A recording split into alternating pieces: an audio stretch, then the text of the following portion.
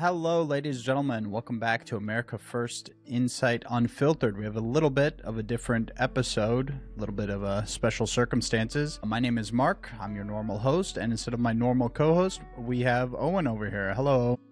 How are you doing today? I'm doing just fine. How are you? Pretty good. Good. So he's going to be our guest for today's episode. My co-host could not make it today. So, Owen, why don't we start off with a little bit of a biography of yourself, what you are doing and whatnot? Yeah, absolutely. Yeah, so I'm based in North Florida, here in Tallahassee. I'm very involved in the Florida political process. I've worked in the state legislature. I've worked, for nonprofit organizations, conservative nonprofit groups. I do a lot of campaign activism, helped a lot of local candidates run for office this past election cycle, and then just do a lot of, social media and things like that. Awesome. Glad to hear. He's a Panhandle guy. Good. We're of course based here in Central Florida. I haven't made it to the Panhandle too many times, but I've heard it's nice. It's Very great Georgia-esque is What's what that? I've heard. Very Georgia-esque is what I've heard. And Alabama, right? Yeah, and Yeah. you got obviously Matt Gaetz country, right? The Panhandle really is a MAGA territory for sure. So it's great. Tallahassee, unfortunately, is a little blue dot, right, in this sea of red, but everything out of here is pretty solid. Yeah. Panhandle is a fantastic little part of Florida. It's what gave Rick Scott the victory in 2018. That little overperformance, right, where the one hurricane hit, got him the victory. And you know what? Very good thing, because without him winning that election, I don't think Ron would have won, and then it would have been all downhill here for Florida. We would have had D+10 Florida instead. Would have been a very scary world. But Yeah, well, North Florida is the original Florida, we do like to say, right? I mean, that's, you got St. Augustine to Pensacola, basically. That was the original Florida, and this South Florida stuff, it didn't exist until, not too long ago.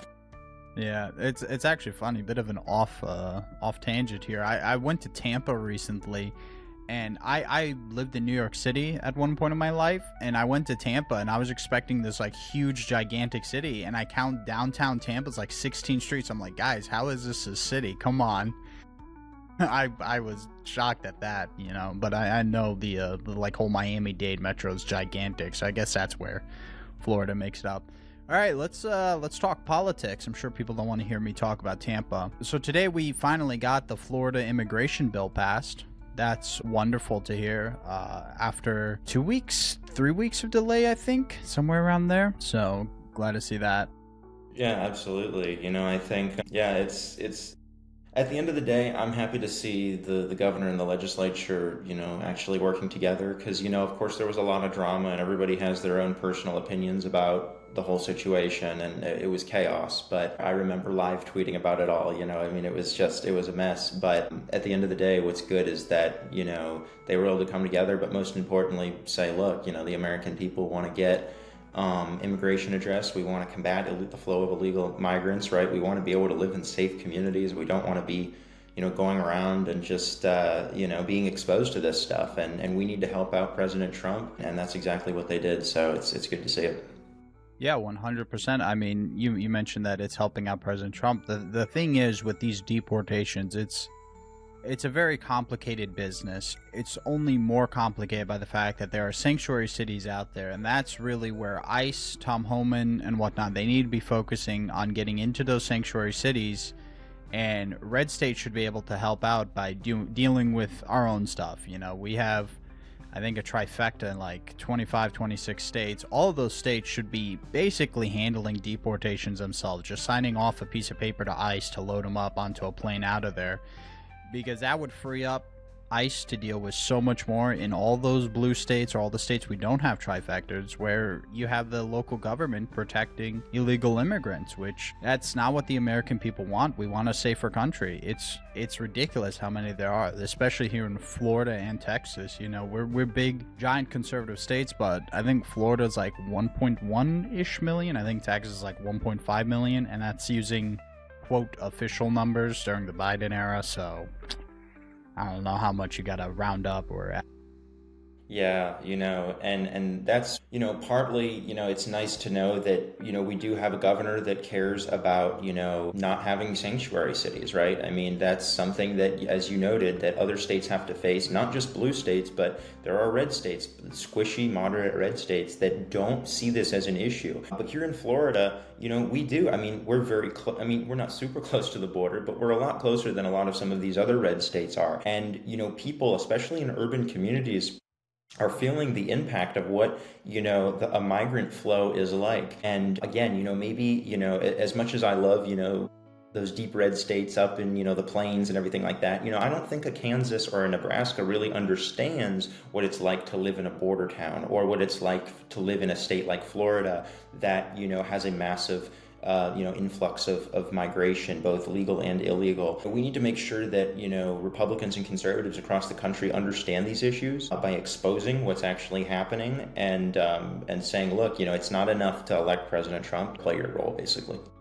Yeah, I mean, like I said, it's very difficult for ICE. We've had multiple issues where ICE raids get leaked, or they're just found out early, and that makes their job way more dangerous, and they can't go in and fully do their job. I think we had a Los Angeles raid that was supposed to happen that got leaked, and thus it didn't happen, because it becomes incredibly dangerous. A lot of these illegals, especially the ones that are first being targeted by President Trump and his administration, are predominantly hardened criminals, gang members. These are not safe people to be in our country. They gotta go. And when GOP states are not helping, that's problematic, because that means we have to waste resources where we technically wouldn't have to. Yeah, exactly. And that's what it comes down to. And like you were talking about, you have these Republican states, you have states where the legislature is a majority Republican, they have the governor's seat, and they can do pretty much anything they want, but for whatever reason, they think they have to, bow down really to the Democratic minority in their state, and particularly the progressive minorities that are talking about having sanctuary cities and having all of this stuff. And it's absolutely unacceptable. And it goes back to why I just really love that, here in the state of Florida, we have a governor who can first off, say, look, this is what the people of Florida elected me to do. This is what I'm going to get done. But also a governor that's going to say, look, we're going to respect the federal government. We're going to respect the will of the American people. Want immigration addressed. That's why they voted for President Trump, and that's why we're going to work for him. So yeah, just continuing, if you're from another state, right, you call your governor's office, you call your local elected officials in the state legislature, you tell them, listen, President Trump was sent to Washington with a mandate, and we need to do our part, right? Again, it's not enough to just vote in November. It's a full-on process. And if Trump's just alone, it's going to be a lot more difficult for him to do what he wants. 100%. And that's a very important thing, is these states where it can be done, we need to be helping the Trump administration. And it's not just about helping deportation. Another key aspect, and this is something Florida is going to need to I think work on, is you basically have to make your state hostile to live in if you're an illegal, not in a physical sense or anything, but in a governmental sense. It should be near impossible for them to do anything. They shouldn't be allowed to work. They shouldn't be able to get any benefits, no driver's license. I mean, I think the new bill repeals in-state tuition for illegals, which we should have never had. It's crazy, because when you do those type of things, you are basically putting out a welcome mat and telling illegals, hey, come to our state. We have in-state tuition for you or your children or whatever needs be. And that type of stuff cannot be going on in these states anymore. No, not at all. It's exactly like you said, what's the incentive at that point to go through the legal process, right? I mean, our ancestors came here, everybody in America can point to how their ancestors came here at one point or another, and generally they came with nothing and they built something out of it, but they came here because obviously, the classic story, the American dream, all that kind of stuff, but they came here because there was an incentive to come here legally, and they came here and they went through the process legally, and they loved this country, and they loved what it had to offer, and they not only that, but they were willing to contribute what they had to offer. Even if they had almost nothing, they were going to contribute what they had to offer, economically, socially, things like that. And you don't have that anymore. You have a culture of laziness in many ways, and it's an entitlement culture. Now, obviously, we have an entitlement culture in our own modern society, but when it comes to immigration, and really honestly, I blame pop culture and media and the way that America has presented itself on the world stage. But what it's come down to is we've told the world, because we're some horrible, awful, racist, sexist, misogynistic country, you basically have a right to come here anytime you want, take advantage of our resources, and exploit our people. So obviously, millions of people take advantage of that opportunity, and they come here, and with the aid of the Biden administration, it was super easy. But now, if you have a federal government and state governments that are working jointly to, like you said, not just deport people, but make this state look like this is a state for legal residents. People who are here legally. If you're not here legally, you should not be here. And that's what it comes down to. Yeah, and it also comes down, you were mentioning like an entitlement thing, is we have a huge issue, and I think a lot of it is to be blamed with not only culture, like our pop culture, our media, but also with the invention of the internet. We have such a massive issue of non-assimilation in this nation. Back in the past, when we used to have waves of immigrants, yes, there's still some areas where you can still kind of see the influence of those immigrants and their ideas, but it's nowhere near what it is today. You will have neighborhoods, and I always bring this up. Like I said, I used to live in New York City. Everyone calls New York City like a great melting pot. Everyone's mixing together. There is not a city in this entire country that is less American than New York City, because everyone in New York City is something American. No one's just American, and they live in communities where they go shopping at their local ethnic stores, whether it's Russians, Chinese, Hindus, whatever it is, Haitians. Everyone has their own little stores, their own little neighborhoods. Their own building will be 80% of the same people of their ethnicity. Each neighborhood's practically the same people. There is not a lot of mixing there. It is not a great melting pot. It's I've tried coining this term, the great cutting board. All the ingredients are there, but they are all separate from each other. And that goes back to the fact that it's tough to get people to assimilate today, and the federal government kind of assists with that. Once again, back to New York City. New York City ballots, even the ballots are in multiple languages. You can call up any government office and get it in multiple languages. That shouldn't be the case. Something as simple as forcing everyone to speak English should happen. I mean, it's basic stuff. And, when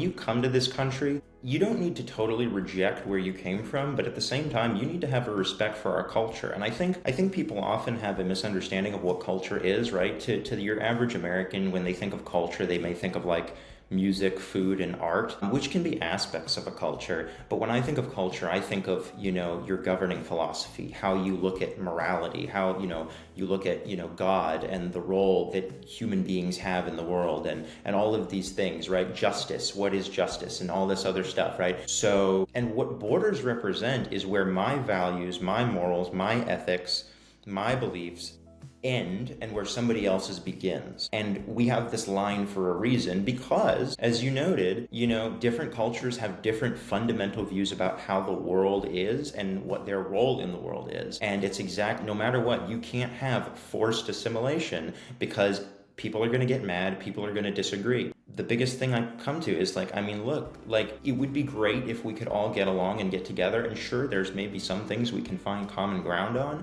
but at the end of the day, if your neighbor has a fundamentally different worldview than you about the value of human life, can you really be their neighbor and just hang out with them and be casual with them, right? No, you can't. And that's the reality. And what ends up happening is you either have the natural, just natural cultural separation, or you just have this forced assimilation, which really honestly waters down everybody's culture and makes it kind of miserable, right? It's kind of like a gray, boring, dull existence, and nobody wants that.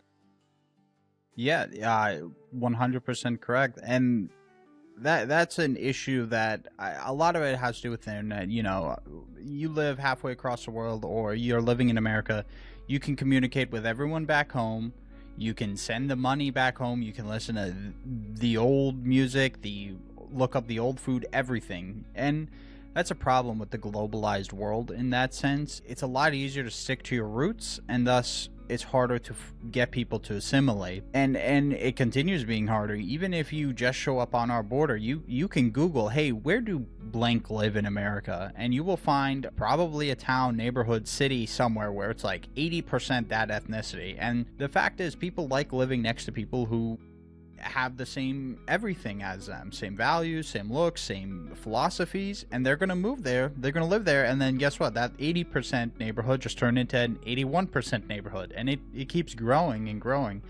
And that's why there are like big enclaves of different ethnicities kind of strewn about the USA, because those people cannot assimilate. The only way you can have someone assimilate like that is they basically have to be isolated from their normal culture. They'll still practice is the word I'm going to use, but they'll still practice it, but they need to be hanging out with Americans, shopping with Americans, learning from Americans, and they might never fully assimilate, but their children who will be born and raised through the American system will. But that also isn't happening because you have so many schools where it's not even really American. You have non-American values being taught, especially with like leftists teachers. You don't have any respect for our history, you don't have any respect for our culture, and it's a terribly sad thing, to be honest.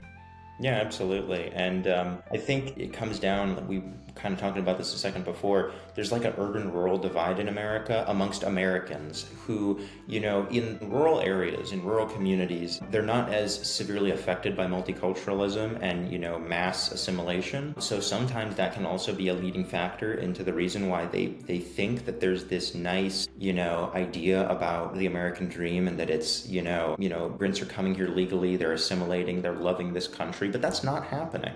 And you find that sometimes the people that are in those deeply urban populated environments, like in New York City, are actually, those Americans that are living there are actually some of the most right-wing, because they see what's going on around them. They see their neighborhoods being trashed.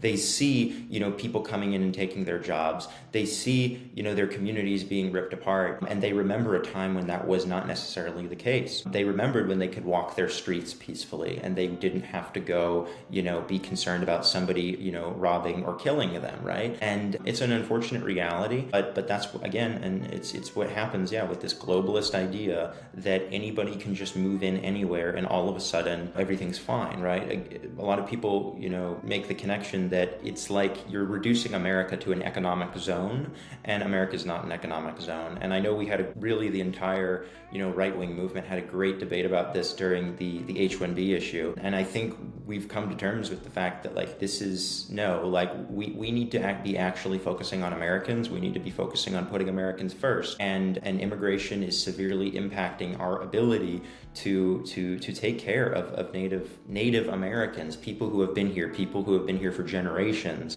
And at the end of the day, you have a responsibility to them first and foremost as a government of them. You're not responsible for foreign nations. You're not responsible for their citizens. We can be welcoming, we can be nice, we can be kind. We don't need to be totally isolated, but at the same time, you can't be letting in 10 million illegal immigrants, in the span of 4 years. I mean, it's absolutely ridiculous. Yeah, and I'm glad you mentioned foreign countries, because then we can kind of move on to the U.S. stuff, You were mentioning how Americans need to be the American government needs to be putting Americans first, and we've recently had the, dare I say, joy of discovering that our government sure as hell was not doing that. USAID has been ousted as maybe the biggest money laundering scheme in the country, in the world, probably world history, where we are sending billions of dollars, maybe more, to everywhere but here, and when we do send it here, it's so it can cycle right back into the Democratic Party.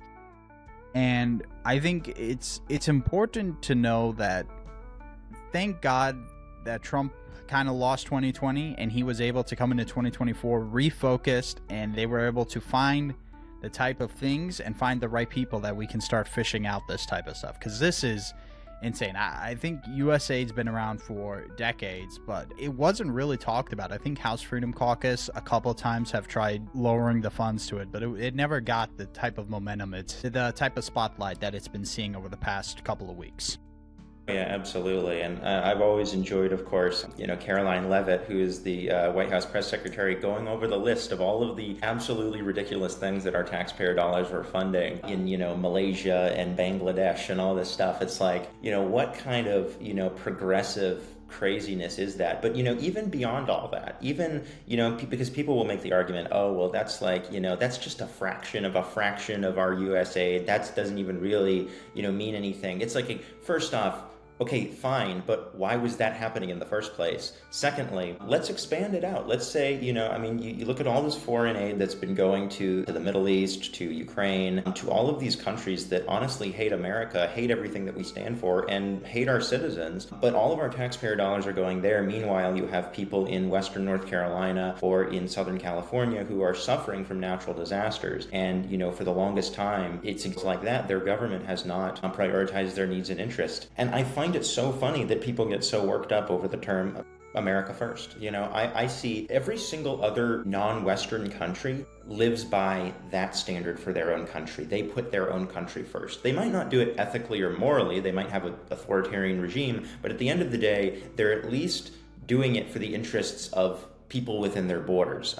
And what we need to do is, us and other Western countries need to start prioritizing our people first, because it's really unfortunate. You have mass migration, you have a total destruction of our culture and our society. Leaders, the people that we're told to look up to, do not care that everything that America stands for is being thrown away, and they're profiting as they send billions and billions overseas. It's unacceptable. It's wrong. It's why we need it's why we just need honest people in our government. And it's not even a right or left issue to me. It's like this is basic stuff, guys. Put the American people first, put the workers first, put the families first, put the society first, put the economy first. Let us thrive before we go out and start telling everybody else this is how you need to fix yourself, right? Let's fix our own problems first, right? Yeah, no, you are 100% correct. The crux of the issue, I feel like, is a lot of it was the neoliberals and progressives just wanting to help not Americans. And then we also had probably an issue of the neoconservative movement, which is long dead. That movement was also enticed by this because they did all this foreign aid under the idea that they would gain soft power with these foreign nations. But if you look at most of the nations we've given money to, most of them, one, they don't like us. We don't have any type of allies in their government. It's been a complete total waste of our time, money, and effort. And even look at a lot of the African nations we've given money to.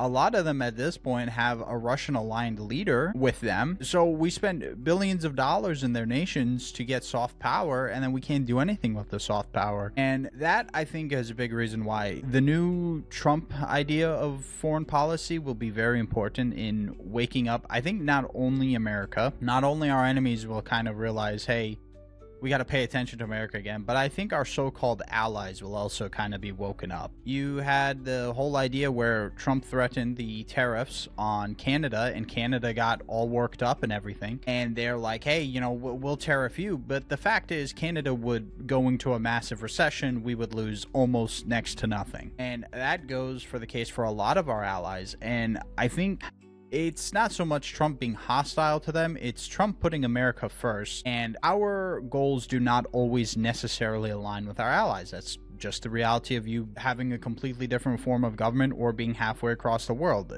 The European Union is probably going to learn this the hard way as the Ukraine-Russian peace talks hopefully begin happening. None of the European nations really want that, but America does. And that's going to either force the European nations to realize, hey, yeah, no, we're kind of owned by them, we're vassals of them, or it's going to force them to kind of pick themselves up together, and they're going to have to figure out how to once again gain power globally, which will probably have to mean they're going to need a stronger culture to do so, because all these European nations have been so coddled and babied by us. They don't need a strong culture, they don't need strong leaders. So yeah, that'll be an interesting turn of events in the near future, I think.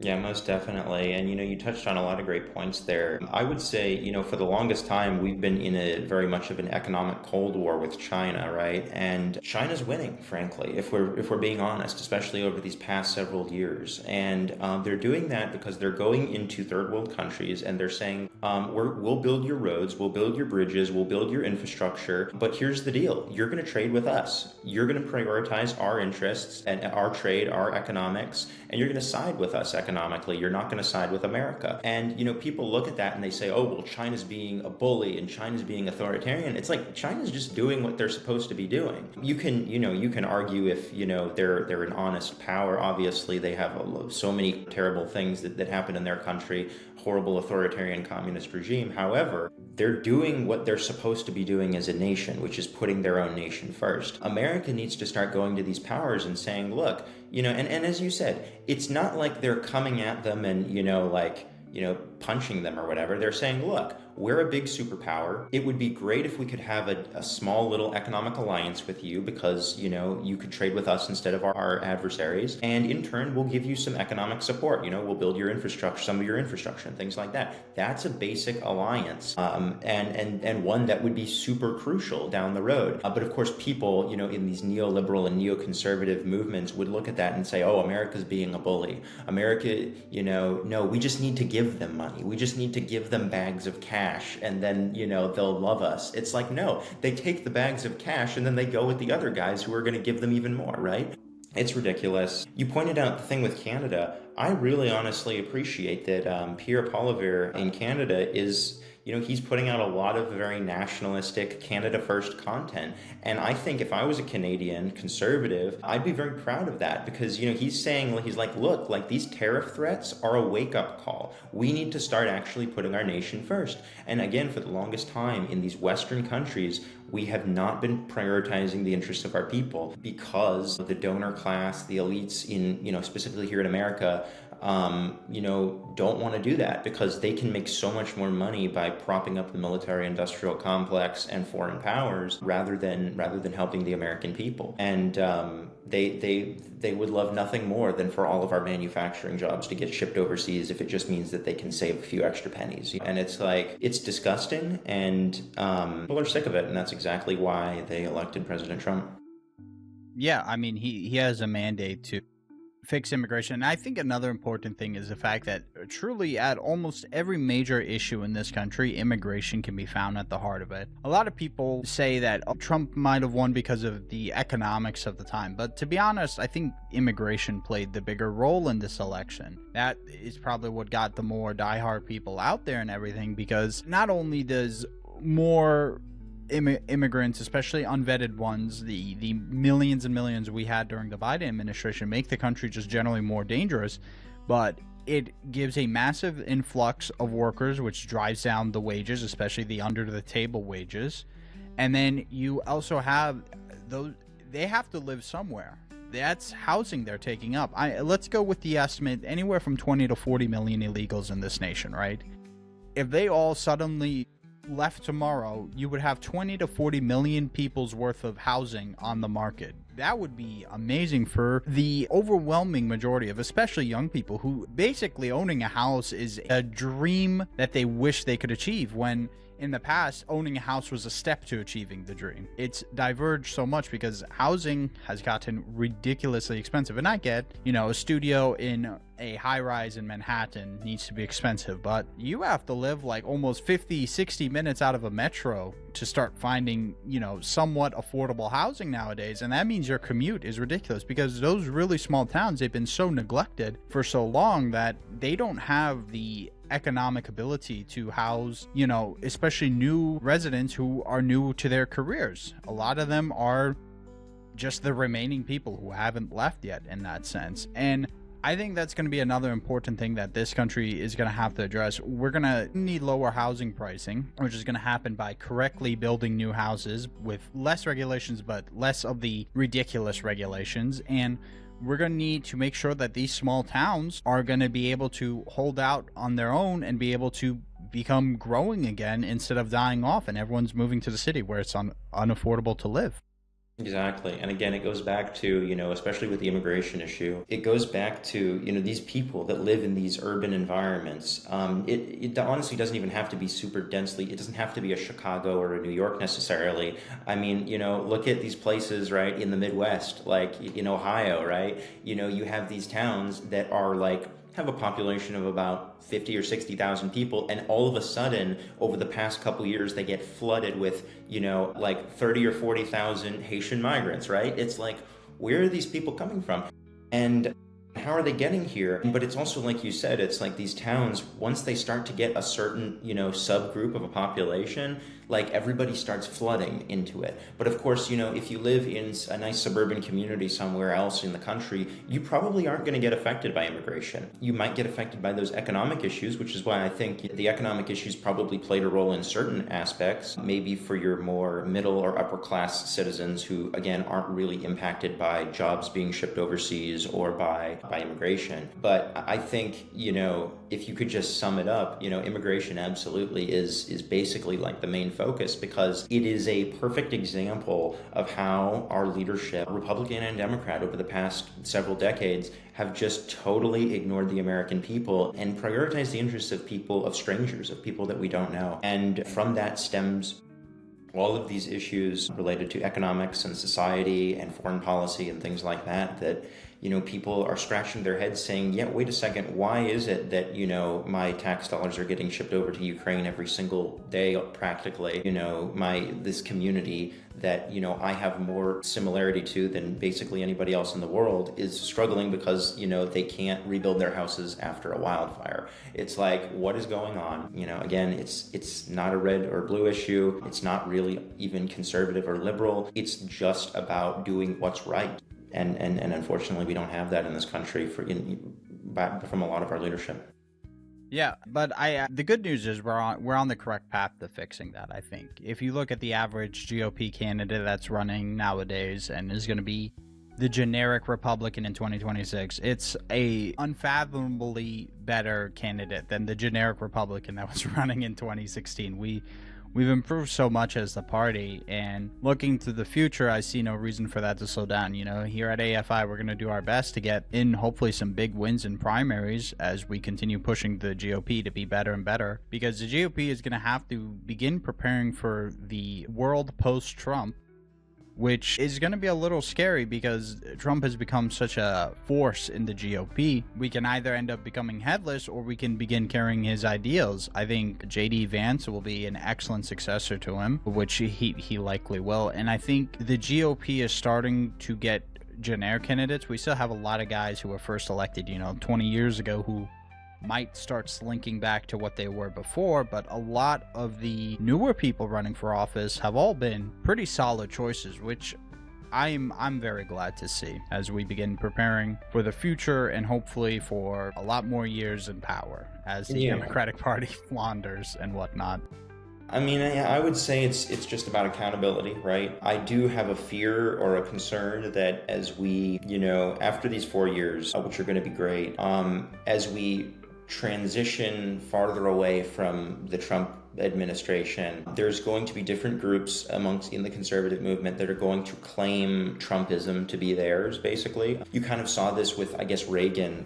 Obviously, I'm Gen Z. I didn't really obviously get to experience Reagan in office, but you had so many different groups amongst the right wing, amongst the Republican Party who claimed, oh, I'm a Reagan conservative. Well, we don't even really know what that means anymore because everybody can claim, right? And when Nikki Haley and, it just, the Your America First guys are all claiming and everybody's claiming to be a Reagan Republican, it's like, that's great, but like, what does that mean, Because clearly you guys disagree on some things. So I think we're going to unfortunately see that potentially down the road. I hope it doesn't happen. I really don't. But I see that as a potential risk, right? I really don't want, because Nikki Haley obviously is trying to position herself as the establishment choice for a candidate in 2028. I'm not saying that she would necessarily win, but, maybe years down the road, maybe not Nikki Haley, but other people who are in her avenue could do something like that. Think 20 years down the road where you have people, young guys, young people who are getting involved in politics or just people in general, and they're hearing somebody say, oh, I'm a Trump Republican. It's like, well, that sounds good, but they never really got to experience the Trump administration, right? And why it was so special. So I think continuing to hold people accountable, and we have to do that by making sure that the people that we know who are America First, who are loyal Trump people, making sure that they're the ones who carry the torches and they're the ones who carry the torches and pass it on to the next people, because because that's going to be that transition that's going to be so important. Because if the torch is passed on to people that are not Trump loyalists, are not MAGA, are not America First, then we're gonna be almost back to square one, and we're gonna be having to rebuild. And Trump is obviously a once in a generation figure. We are never going to see somebody in our lifetimes who has unified not just the party but the country so much, and who is such an impactful public figure. We're never going to see that again. So that's why, for me, it's extremely important that his agenda, his message, his goals are carried on authentically. Yeah, you mentioned so many great things. 100% correct. Trump, not only does he have a once in a generational personality, he is everything. He had probably three times he had a once in a generation type of election. You had, of course, 2016, everyone guaranteed Hillary was going to win. Then you had 2020, the COVID election, which was absurd in of itself. And then you have, of course, 2024, where he beat the incumbent president in a debate and he had to drop out. These would already be once in a generation election cycles. And, we thankfully got 3 back to back to back.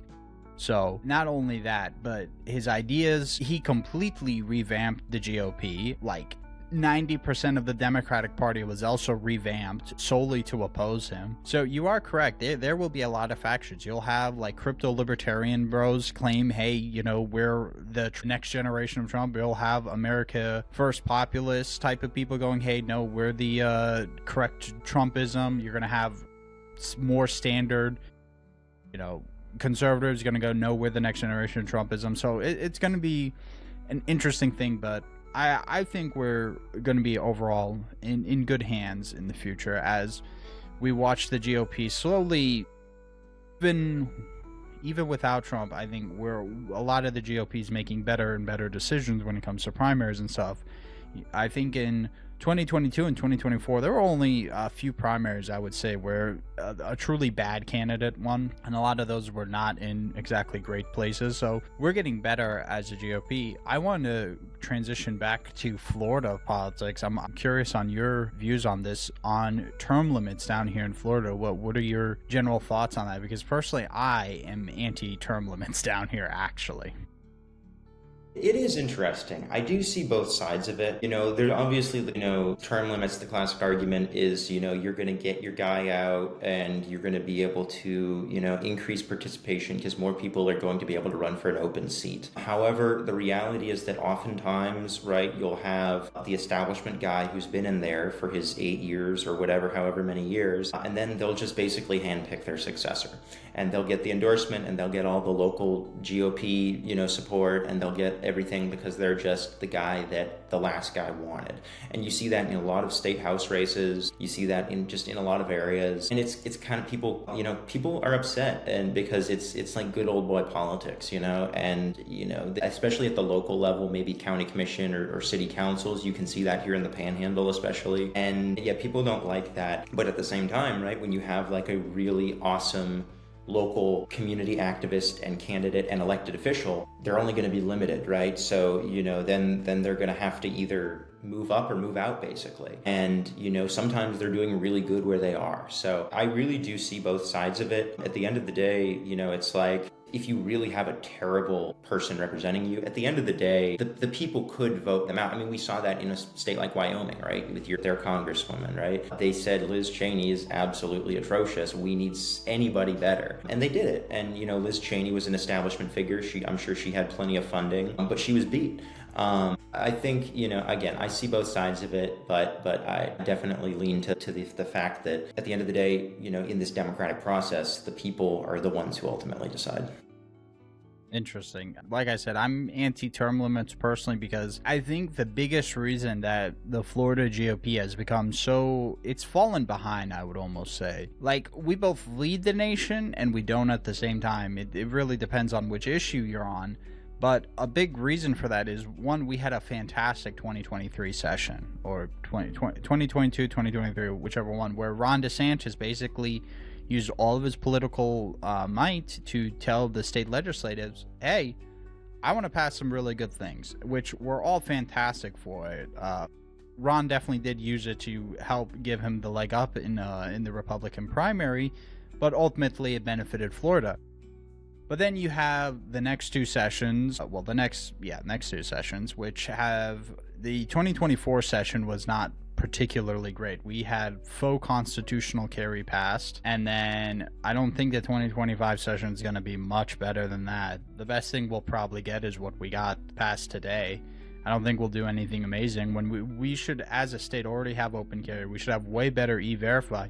And the biggest reason we are not getting these type of things is because we don't have a Florida House Freedom Caucus, and we're probably never going to get one. Or if we do, we're going to be extraordinarily lucky because we just don't have the support system. When people enter and leave the state houses, it's a max of 8 years, I think. There's not enough time for them to begin building a network strong enough that they could keep replacing members that they lose, because you got to think about who they're going up against. Big agriculture dumps a lot of money into our local elections because they're pro illegals for one. That's the reason we probably had this whole fight, but they also like the regulations the way they are, and they're going to pick basically whichever candidate will do whatever they say for money. And that's ultimately, I think, a reason that here in Florida, we're going to begin seeing us kind of get outpaced by certain other state GOPs as time goes on, because they will eventually kick out the worst people in their party while we will cycle through people, yes, but are they going to be any better ideologically? Who knows? Right, absolutely. And that's the reality. Yeah, you're going to get people that are propped up and are funded and by the special interest groups that, are working against the interests of Floridians, right? And something that you have people like Matt Gaetz talking a lot about is the insurance crisis here in the state of Florida. As much as the legislature has talked about how they have done work for insurance reform, at the end of the day, the people of Florida are blaming our state, and frankly, they're blaming both parties. Just to be fair, they're saying that neither party is really giving a real answer to this really serious issue of these skyrocketing insurance rates and costs.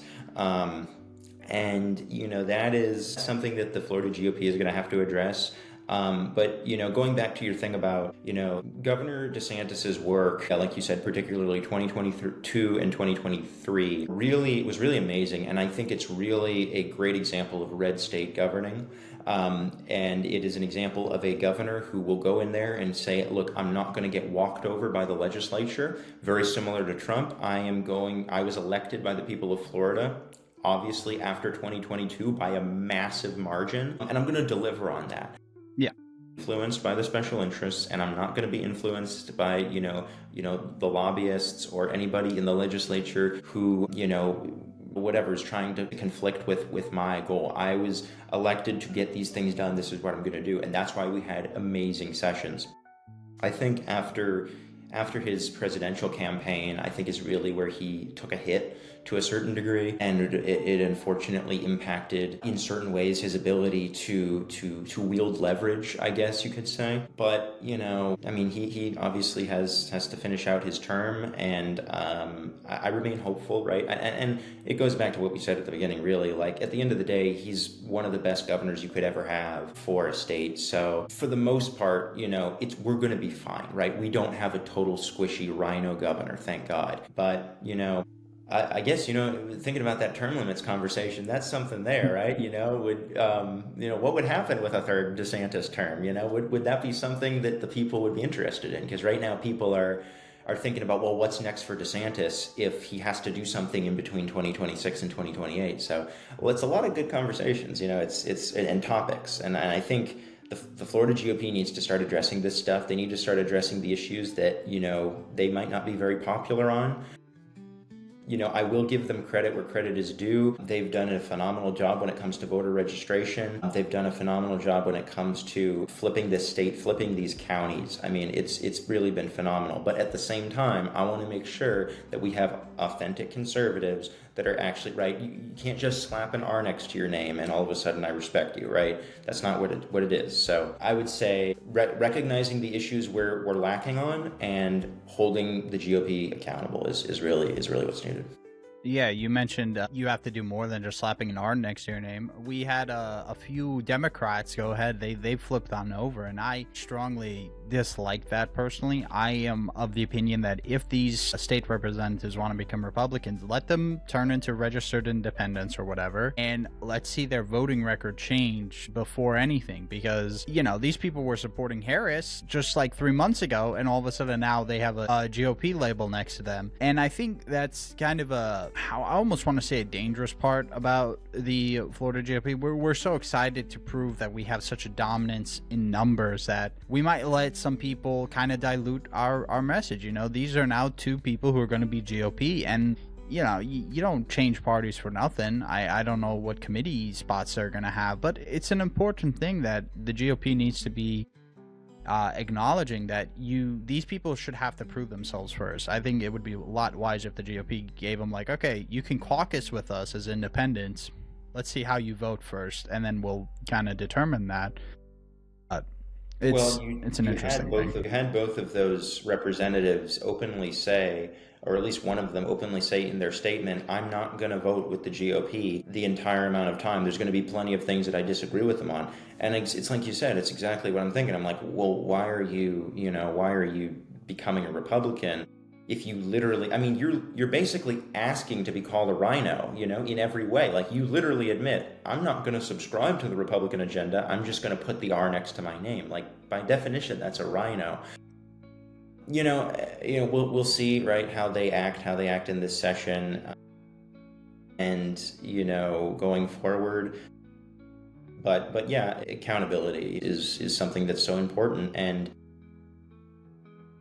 at the end of the day, I mean, what's the point of having people in your movement who don't even really care about the issues that you care about? And, you know, maybe there are some common ground things that you can find agreement with them on. Maybe there are certain things, and that's great. But at the same time, when you talk about building this movement, building this party, what do you want it to represent, right? Do you want it to represent watered down, you know, lukewarm conservatism? Or do you want it to represent, you know, MAGA, America First, pro-Trump, pro-DeSantis stuff? And I think that is going to be the responsibility of whoever becomes the next governor to make sure that, you know, you can corral things again, corral the legislature again, and say, look, you know, if you want to be a Republican, if you want to get funding for your district, if you want to do all this stuff, you got to vote the way that I was elected on the issues that I was elected on. And we got to get things done, you know? So again, it's one of those issues for me that you see both sides, but, you know, right? Like, it's great to see that Hillsborough County flipped and all this other stuff, right? Red. But you want to make sure that the people representing those areas are authentic conservatives. Yes, 100%. I am so glad that you went ahead and mentioned next governor of Florida, because we have a lot of good names being in that ballot, probably a few terrible names likely. I personally think it's going to come down to Byron Donalds, Wilton Simpson, and wild card might be Casey DeSantis. I kind of want to hear your thoughts. What do you think in the next governor race is going to look like from the Republican Party? Democratic Party side doesn't matter. That person's going to lose by 12 to 15 points, so what does it matter? Right. Well, you know, I think, I think there's, like you said, there's a couple good options, right? I have heard the Casey DeSantis recently. Obviously, Byron is really, really prepping. You know, it's looking like he's really prepping himself well. And he's a great conservative. He's a great guy. You know, I'm a big supporter of Matt Gaetz. I really appreciate Matt and everything he's done, you know, and, you know, panhandle proud, you know. So if he hopped into the race, definitely he would be my top guy for sure. Agreed on that one. Really, just because of everything he's done for, you know, Northwest Florida, everything he's done really for the state and for the nation. In Washington, specifically, holding people accountable. You know, I really want to see him come into the state capitol and be like, look, you know, I got elected. This is what I'm going to do. And he's not going to bow down to people. He's not going to bow down to the legislature. He's not going to bow down to special interests. You know, big ag like you talked about or whatever. But, you know, he's going to come in there and he's going to say, look, we need to put Florida first, right? I mean, you know, talk about it at this level. We need to work with President Trump because Trump's going to still be president, right? And So I think he would be great. Byron, and of course, Casey is another option. So we have good options. We have people that, are much more establishment. I think at the end of the day, the race is going to come down to your MAGA choice and your establishment choice. It would be interesting to see if DeSantis and Trump potentially, I don't see why they would, but for whatever reason, if they split on I don't see that happening. Maybe if their relationship wasn't mended after the primary, maybe you could have saw that happening. But I think whoever's going to get the Trump endorsement is going to cruise along very well. Yeah, I agree with that. That's why if I had to put money down right now, I'd say Byron Donalds. Trump has already basically said, hey, Byron, run for governor and I'll endorse you. And Byron has a wonderful A+ from us, which, we have a pretty strict scorecard. So I think he would be a very, very solid choice. And I think Governor DeSantis, I think he will almost certainly be involved. And if it's not his wife who runs, then I think he'll probably go along with Byron Donalds, or maybe he'll pick he'll pick whoever will be his next lieutenant governor to go ahead and run, which will be interesting to see who he picks to fill that spot. He has that appointment to make, and I think he also has the chief financial officer appointment he'll have to make soon-ish. So both of those will be interesting because, technically it's a statewide position. Definitely an interesting situation. Right. Yeah, exactly. I know Joe Gruder's obviously got that Trump endorsement in 2026 for the chief financial officer. Very interesting to see what's going to really happen there. And then, lieutenant governor. I know a lot of people are recruiting some of the, legislature's DeSantis loyalists, right, who stuck with him throughout the process, like Senator Collins. So it will be interesting to see what happens there. It's so funny to me to see, Trump's taking up all these Florida people to Washington, and it's leaving so many vacancies here. And at the end of the day, DeSantis is the one who's more or less deciding pretty much everything. And it's really something special to see, especially in these last 2 years of his term. Yeah, Florida went, look at it this way. Florida went from a critical swing state to now truly like the heart of the GOP in a lot of ways, especially like thought process wise. Florida leads the nation on most issues, I would say. There's only a few we're behind on. So many, I think it's like 20% of Trump's cabinet is Floridians. We have so much attention on it. I love it. We have a very fun game of everyone jumping up the pole trying to get to a new spot and everything. And it's definitely interesting. We're gonna have new lieutenant governor, new governor, of course, in 2026. Another thing that might be interesting is we had Corey Mills kind of say that he might run for Senate whether or not Ashley Moody runs for re-election, which I've talked to Corey Mills before. I live in his district. I've seen him around and whatnot. And, how do I put this kindly? Solid guy and everything. He never seemed like the most confident person ever. But when he was talking about running for Senate, he seemed incredibly confident. Like more confident than I've ever heard him talk in any of the House stuff. Which makes me think that he knows that he might have an endorsement from Trump or something behind him, which would radically shake up that Senate election. So I'm very curious about that, especially seeing how I live in Florida 7. Absolutely, yeah. No, Corey's a great guy. I've been able to briefly meet him a couple times. Senator Ashley Moody now, I can, give her respect where it's due. Definitely when it came to the ballot amendments this past cycle, she did a good job with, having a very staunchly pro-life position and doing really everything she could, legally speaking, to, combat these initiatives, which were absolutely disastrous. However, at the same time, I understand people's concerns, right? It's like, you have a lot of amazing people here in the state of Florida that I think a lot of people also wanted in that position, like a Corey Mills. And, if we have an interesting primary, I'm all for it. I'll get my popcorn ready. And, exactly. And I think it'll be a thing to watch. Yeah, I think that covers everything I wanted to cover for today. Thank you so much. I know I gave you very little warning to be here on this special edition episode, but once again, thank you so much for being here. My name is Mark. I'm with America First Insight. You were listening to America First Insight Unfiltered. You can catch us at our website, americafirstinsight.com, or on Twitter @_insight. We have all sorts of insights, as you can guess. We are about to get our governor and Senate simulations up and forecasts on our website, which will be great. Owen, if you want to say anything or plug anything in, go ahead. Perfect. Yeah, I appreciate it. Well, thank you for having me on. It's great conversation. I'd be happy to be on anytime. If folks ever want to, keep up with what I'm doing, they can just go to @RealOwenGirard. That's GIRARD on Instagram, X, all that stuff. That's where I'm doing a lot of my activism. Awesome. Well, once again, thank you so much, and thank you, people, for listening. Have a wonderful day. That's a wrap. Thanks for the ride. Catch you next time, same place, same vibe. We're signing off, but don't you stray. America's voice every day. Keep it real.